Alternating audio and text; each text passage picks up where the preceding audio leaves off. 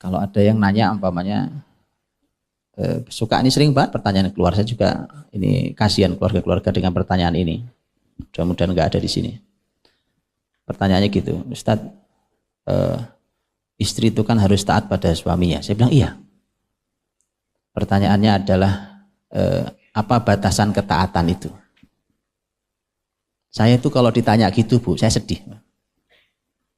Ada ibu mau nanya gitu ke saya? Sedih saya sekarang. Jangan bikin sedih pagi-pagi ya. Kenapa? Pertanyaan itu sih biasa itu pertanyaan biasa kan, itu bisa dijawab dengan hukum. Tapi saya membayangkannya kepanjangan. Pengalaman saya muter-muter nih di negeri ini. Itu gitu, asal muncul pertanyaan itu, saya selalu bilang ini ada masalah di rumahnya. Atau dia sedang memotret keluarga lain yang punya masalah. Sehingga dia harus bertanya apakah ada batasan ketaatan. Sehingga jawaban saya bukan ada, nggak gitu jawaban saya. Tahu ada cara saya jawab? Saya bilang ketaatan pada suami itu mutlak. Mutlak. Hanya satu poin saja yang tidak boleh ditaati, yaitu maksiat. Dah, selesai. Sisanya mutlak taat. Baru keluar tapi gimana Ustaz? Tapi bagaimana? Tapi suaminya jenisnya kayak apa? Saya bilang yang milih jenis gitu kan Anda, milih jenis kayak begitu dulu. Satu, maka selama masih jadi istri Anda harus taat. Gak ada cerita, selama jadi istri harus taat. Mutlak. Sekian banyak hadis Nabi. Tuh, lihat, sampai saya katakan, suami itu nyaris jadi Tuhan buat istri. Kenapa? Hadis Nabi SAW, betul kan? Kalau aku bolehkan, kalau boleh dibolehkan sujud pada makhluk, aku perintahkan istri sujud pada suaminya. Sujud itu hanya pada Tuhan, Bu. Sujud hanya pada Allah SWT. Jadi suami itu nyaris jadi Tuhan di mata istrinya. Segitu mutlaknya, iya, segitu mutlaknya. Jadi udah nggak usah diperdebatkan lagi, itu sudah selesai, mutlak. Hanya ketika suami memerintah maksiat, nah itu yang tidak boleh ditaati. Ala la ta'ata li makhlukin fi ma'siyatil khaliq. Nah, itu nggak boleh taat. Ya. Jadi karena sang suami ridho dan suami punya adalah kunci surga atau kunci neraka bagi istri, maka itu yang memudahkan. Karena sudah keridhoan sang pemimpin, itu yang memudahkan dia mendidik anak-anaknya. Karena begini ibu-ibu, didik anak itu nggak bisa pakai kecerdasan kita saja, nggak bisa pakai pengalaman kita saja, itu nggak bisa.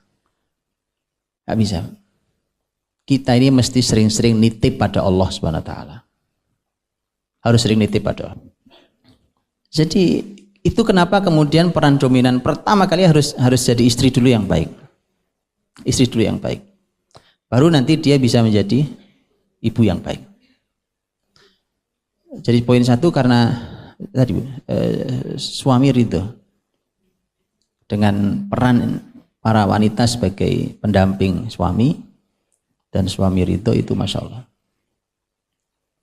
Dan kalau suami ridho itu ada rangkaian berikutnya.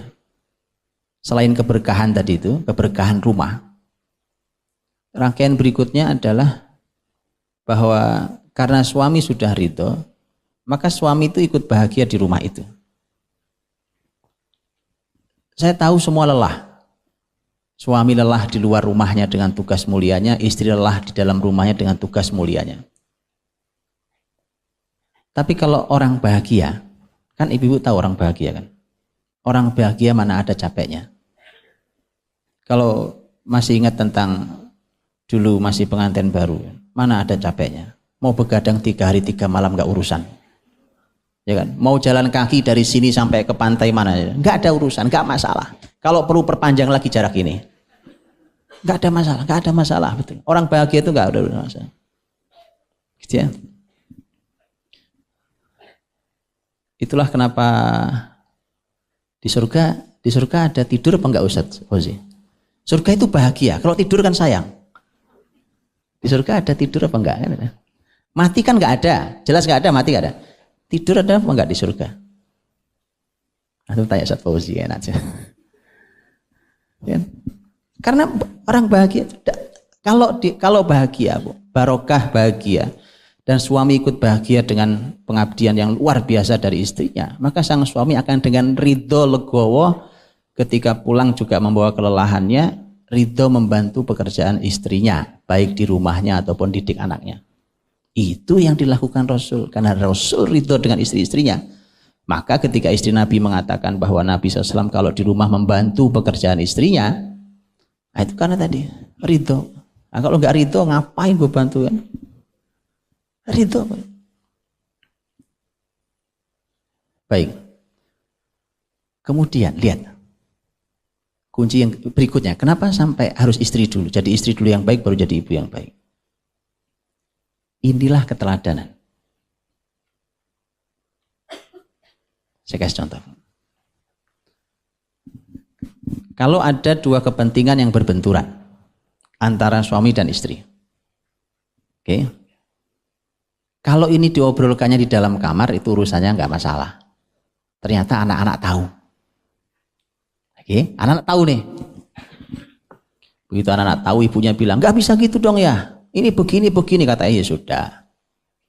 Ayah ikut mama deh. Satu. Besok beda pendapat lagi.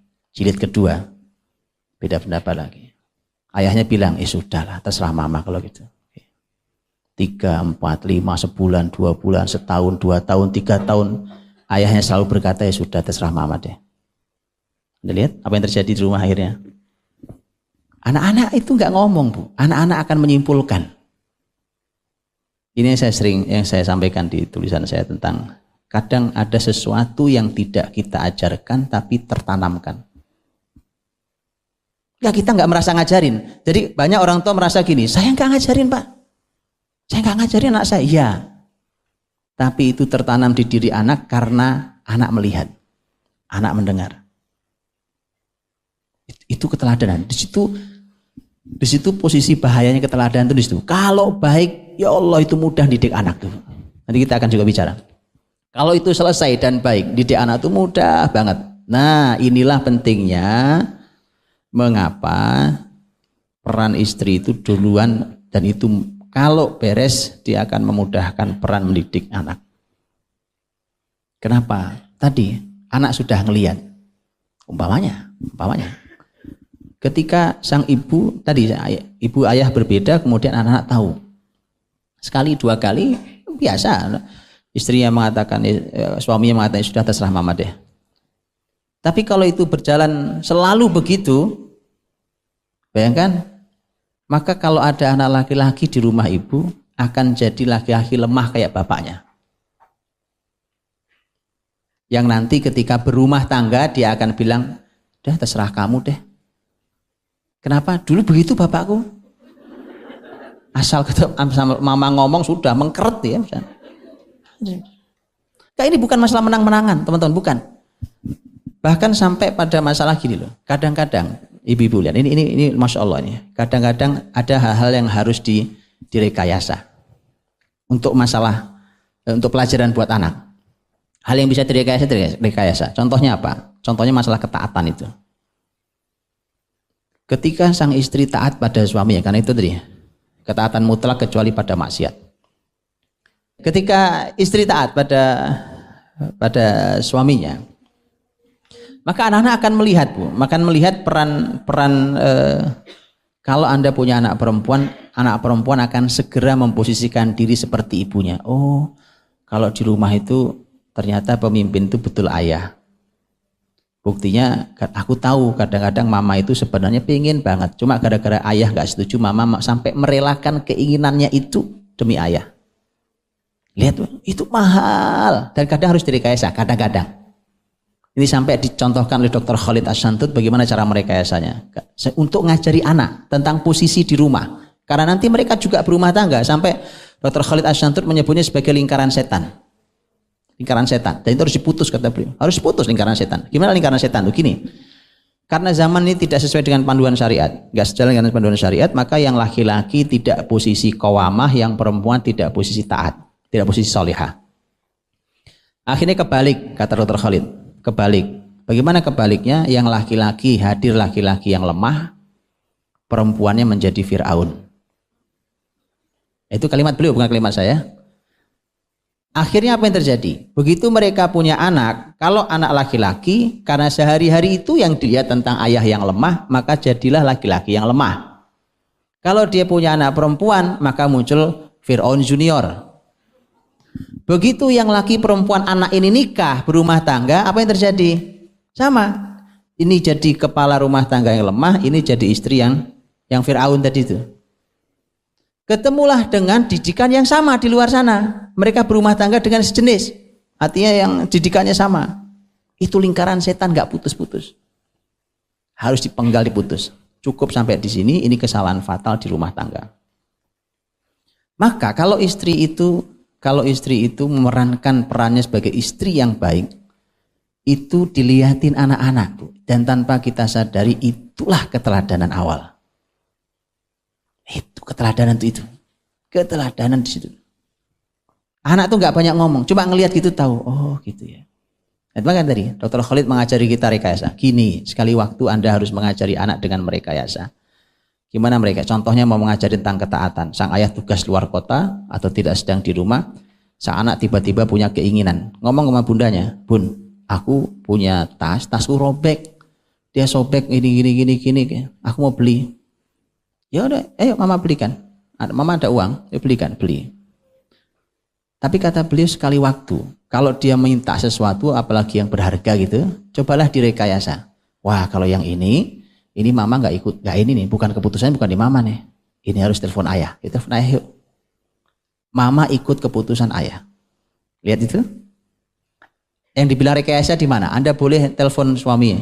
Di anak masuk kamar, kunci kamarnya telepon. Ya. Kita mau nelpon ya. Kita mau nelpon.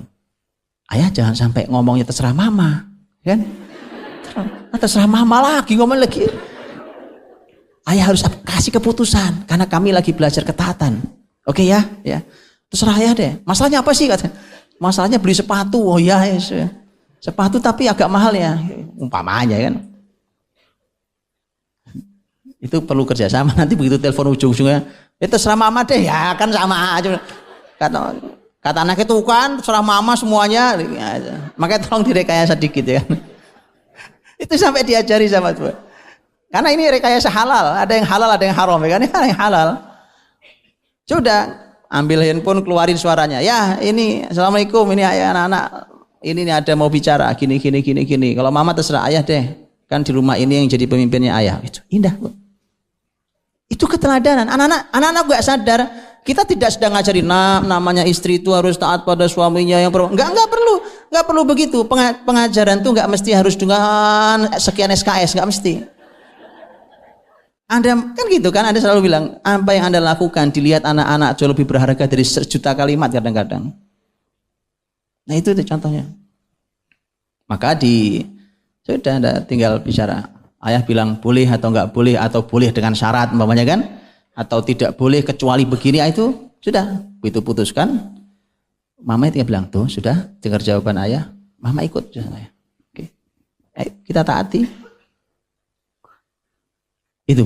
Itu kenapa harus, itu peran istri aslinya. Awalnya peran istri tentang ketaatan.